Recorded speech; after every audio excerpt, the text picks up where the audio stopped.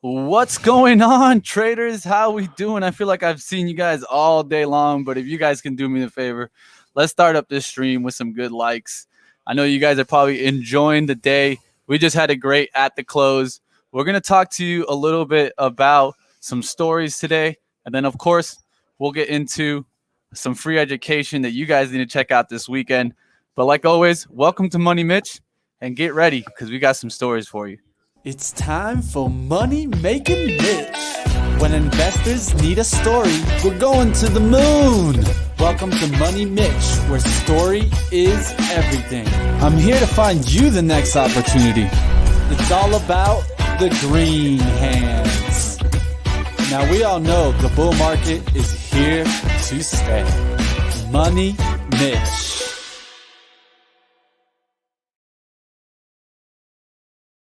What's going on, traders? Look who I'm with, the one and only, the Chrysopedia. Hey, what's going on, everyone? Yeah, I mean, we're here. It's Friday. It's Money Mitch. We're hanging out still live at Benzinga HQ. We're here to talk about some top stories of the week, Mitch. I mean, I'm pretty excited to be on this show. Mosquito balls? I don't know what that is, but an NFT, we might have to check that out later. Yeah. Hey, well, you're speaking that my man's language right here, so he'll definitely check that out. Manny, what's going on? I see Kenneth in the house. James, yeah, we'll talk a little bit of Apple a little bit in a little bit. Yes. Hey, Moses, what's going on, man? When you gonna take us to Brazil? We want to go over there. Carnaval? I'm ready for it. Top story of the week. Got it right there. Top story of the week. Tiny knows what it is at the end of the day. Hey, you guys, I wish you guys, we could have recorded that moment. We should have recorded that moment, but it really was like meeting a brother. So I definitely am happy that Chris was able to make it down here to the office. I was able to travel in and everything went right. So I think we killed it this week. We had some great shows. If you guys didn't catch early today, we had an awesome interview with Planet Labs. This is a satellite imagery company. If you don't know about it, I definitely tell you to check out that interview. Let's go ahead and let's get into some of our stories today. First one up, and I'm going to put I'm not going to put the whole thing here so that everyone starts learning what this means. So there's this kind of like it's an acronym, right? Yep, so, a new acronym for everyone out there to be aware of because it's not going away. Yeah, I started seeing in articles this week, BNPL, and I was like, BNPL, is that like a ticker name? Like, is that a ticker? Does anyone have that ticker? I wonder, really. But really what this stands for is buy now, pay later, team. And we've been hearing multiple companies talk about this. Chris, what did you hear about with Affirm and Amazon? And also you called it on Catapult.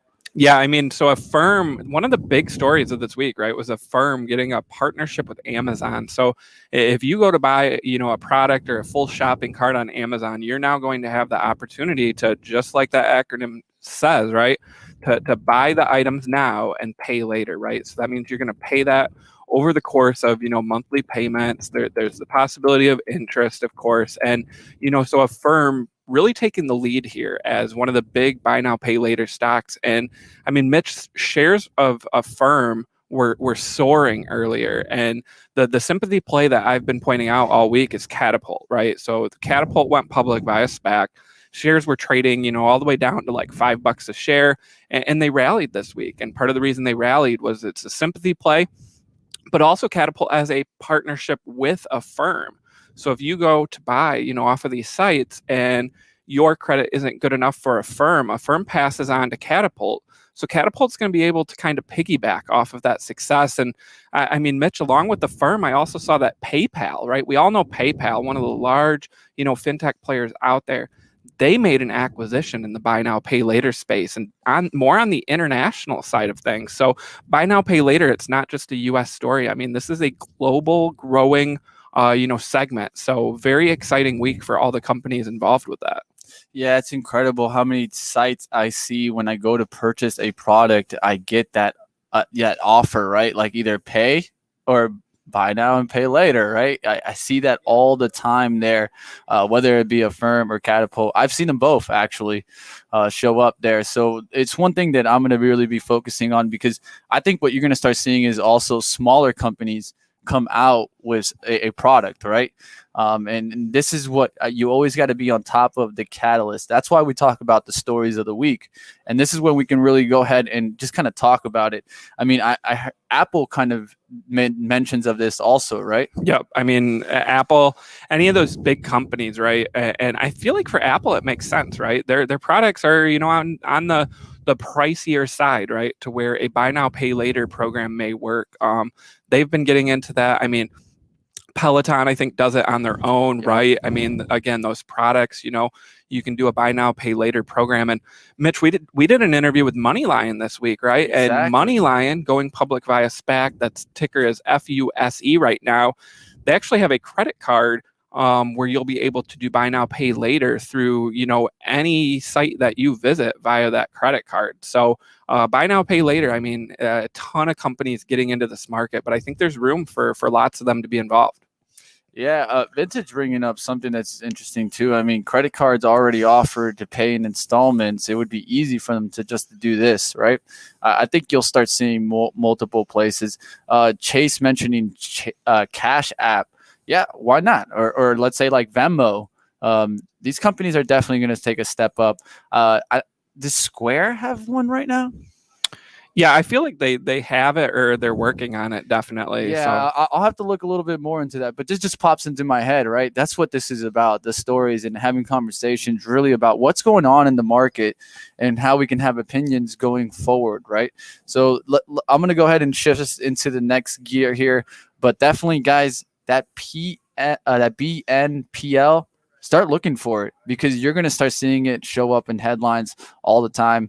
And I know I wasn't probably the only one that when they first read it, they were like, BNPL, what does that mean?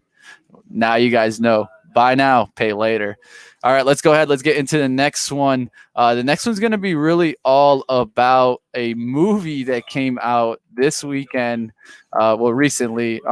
And really, I mean, we got some great results, and that's what matters.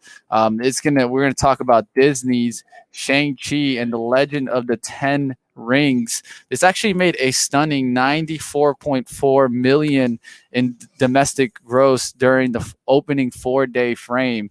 Of course, this is a 4-day frame, not a 3-day weekend, but still, one of the things that happened here was that Disney and AMC had worked out a deal that this wasn't going to go live immediately on Disney Plus.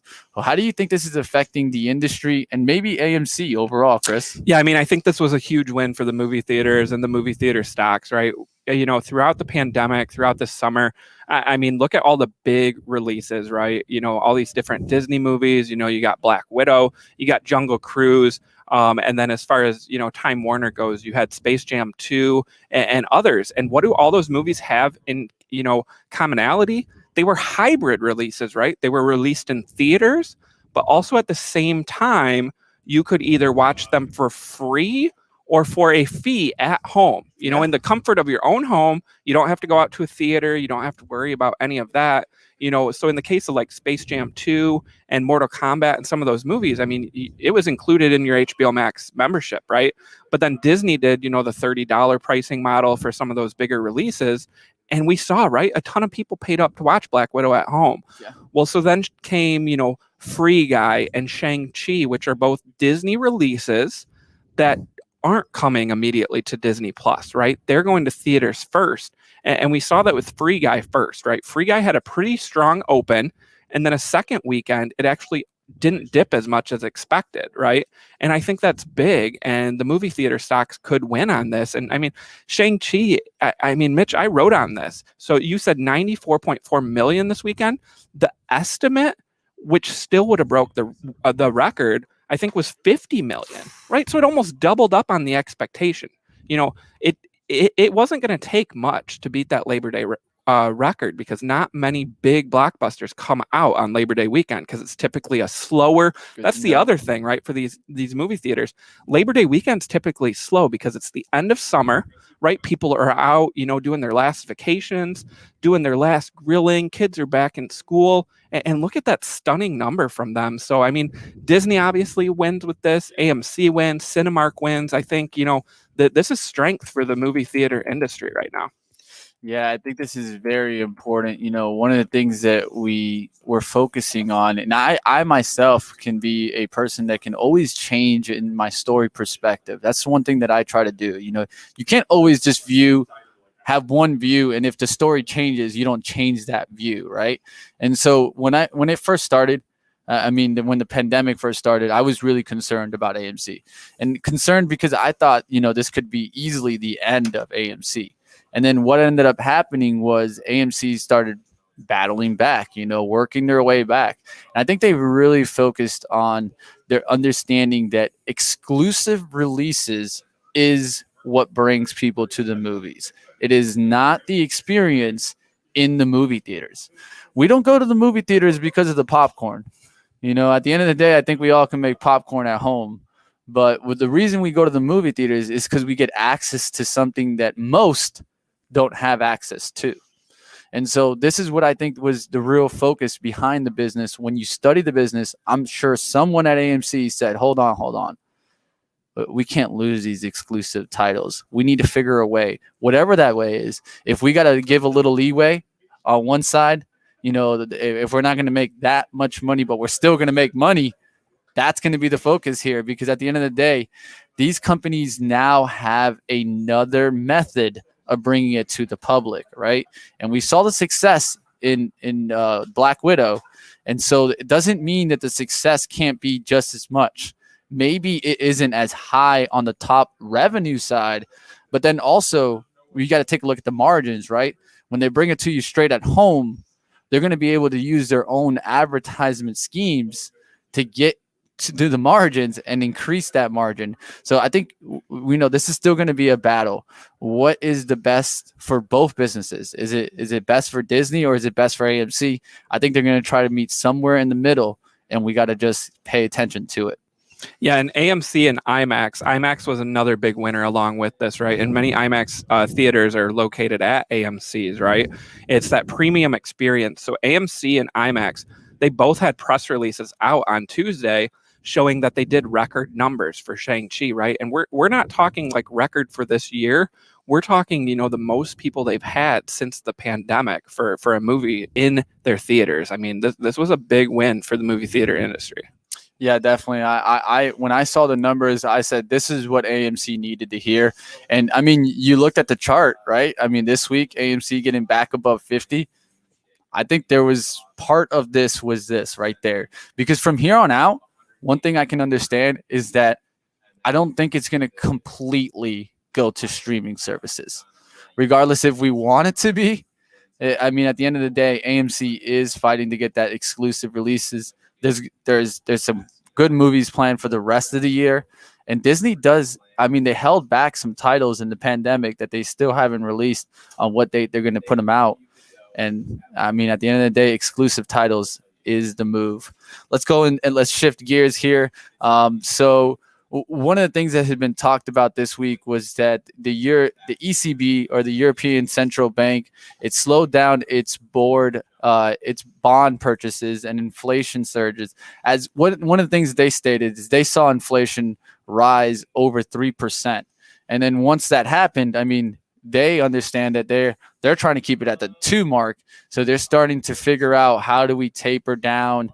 How do we pull back these bond purchases to really kind of balance out the market, because they say that the inflation's getting too hot. The big question here, I mean, is not necessarily about the ECB, because we know what their idea is now. But what about the Feds, Chris?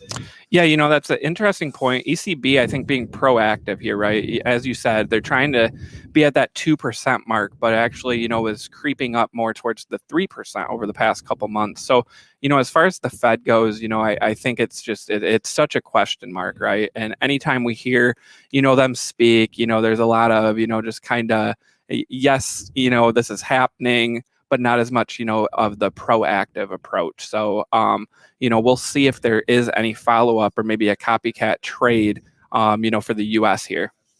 Yeah, I'm gonna be watching this. I think we know that there's a battle right there to keep his job right now. So I definitely will be looking for Powell to kind of hint towards them moving towards tapering, but I still don't see it happening. Let's say in late September or October, maybe early 2022. That's what I think is going to start happening.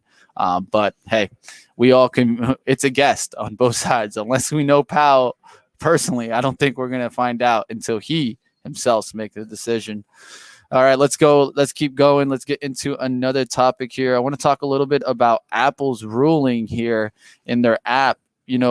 And really, I mean, this is all about kind of the battle between third-party use on their app store, and it's been a battle. I mean, I think they even said that they were going to bring back Fortnite now. Yeah, I mean, so that was the big lawsuit, right? It was Apple versus Epic Games. Epic, of course, known for Fortnite. This was a big deal, right? And as many expected, this wasn't just going to be a ruling, Apple versus Epic, right? It was going to have a lasting impact on the entire industry. So now you saw the shares of several of these app-related companies actually spike up going into the close. I don't know if you saw that, Mitch, but I mean, names that were on, my list of movers. We had, Zynga, right? ZNGA. We had dating apps, right? Match and Bumble moving higher. We had other gaming stocks, right? Like Activision. They own, of course, Candy Crush, right? By King, that acquisition of King they did a couple of years ago. So some of these app-related companies or these, dating apps, these gaming apps, they're all going to be able to maybe skirt around that 30% cut that Apple was taking. I mean, that's a huge revenue driver for Apple. But now with this new ruling, these companies, I think, can kind of process payments on their own and get around the App Store. And I mean, really, that's a big win for, I think, app companies and maybe also consumers, Mitch. So definitely something to watch. Which of these names, is on your radar now? Any of them? Well, one thing I would state is that, of course, Zynga, because I mean, that was one of the favorites from analysts. That was one of the favorites from JP Morgan's list that they put out early 2021. I mean, Goldman Sachs had a buy on them. Just about a lot of banks were looking at Zynga as one of the best. And I thought the same, but when it takes this hard of a down hit, I think it can come back. I know I saw it trying to fill the gap. Of course, you guys know how I feel about Bumble. It should have had an awesome summer. I'm expecting to see some really great numbers come out of that. So I'm going to be paying attention towards that stock. But really, this is just a battle of what are we going to move into, right? Because, I mean, we have like the Google App Store, we have Apple App Store. And really, I mean, shouldn't it just be like a generalized app store where everyone has access to it? I mean, I know we have different iOS systems, but at the end of the day, we want to give the benefit to these app makers, right? Instead of taking away their development, their skills, because I mean, they're not. It's not like Apple's making all these apps; they're just taking a cut, and that cut is pretty massive, and it hurts the smaller apps. Yeah, especially the small ones. Yeah, the bigger apps are making a hell of money. So I mean, it's kind of like, okay, just share your profits, share your wealth. But there's smaller ones that really get destroyed in this, and then even an app that you thought could be maybe semi profitable and just above that level really quickly comes under that level, and then we know how that is. It's not going to last, right? Yeah. And I mean, Mitch, I think in a way too, this kind of takes away an unknown, right? Anytime there's lawsuits, right? And even if the companies, lose the lawsuit, right, and they're forced to pay, it can actually be bullish for the company because then the unknown becomes known. So to me, I even if this isn't, a win for Apple, at least it's done, right? It's out there. And now Apple can decide, hey, how are we going to work and fix this and keep the monetization going forward? And also for a company like Zynga's been thrown out as a buyout target, right? But maybe people were waiting to buy it until they got a ruling on, this app related, item, because now, that Zynga can get, around the payment. So I think the unknown becoming the known, it could be a big story going forward. We could see some action in the app area. I agree. I think it's something that we'll definitely pay attention into next week. And that's what this show is really about. Is let's talk about the stories that we can at least, be more opinionated because it's Friday, the market's closed. We can focus on what are we looking forward, not what we're seeing right now. And so that's what I'd pay attention to. We went through BNPL. Definitely, guys, keep an eye out on that. Disney and AMC, the battle of the exclusive releases. I mean, because exclusivity is the lead in there. We talked about the ECB. What will the Feds do next? I think we all are having mentality on that. And then finally, Apple with the release of the ruling there, not in Apple's favor. And also Apple already taking a hit with the market heading down. We'll pay attention to these stories as we get into next week. I know Chris will probably be doing some articles that will. Yeah, I mean, the ideas are popping in my head now, right? For all the different ways to play this. Mitch, we had some great stories this week. And remember, it was a shorter week, right, with the holiday, but we still got plenty of action, plenty of tradable events. And that's what Benzinga is all about, right? Giving you the information and providing some, ideas, right? We're not, recommending, but we're throwing out ideas there. That's what Money Mitch is all about, with this show. So hopefully everyone enjoyed, this in person, right? Mitch and Chris, Money Mitch episode to end the week, Friday afternoon. Hey, yep. Up next, we'll bring you over to the Cannabis Hour, and then after that, you guys will get some options education. But like always, guys, check out the free day of education. You guys can check it out. It's going to be starting tomorrow at 9 a.m., going till 5, and one person could potentially win 1,000 in Dogecoin. And so if you want to be that person, all you got to do is register, and we'll see you guys tomorrow. Like always, guys, Money Making Mitch, Chris Ketchy, Chrisopedia, and we'll see you guys next week. Unfortunately, we'll probably be back in our home office, but like always, guys, you guys hit the thumbs up, and we'll see you next time on Money Mitch. Bye, everybody.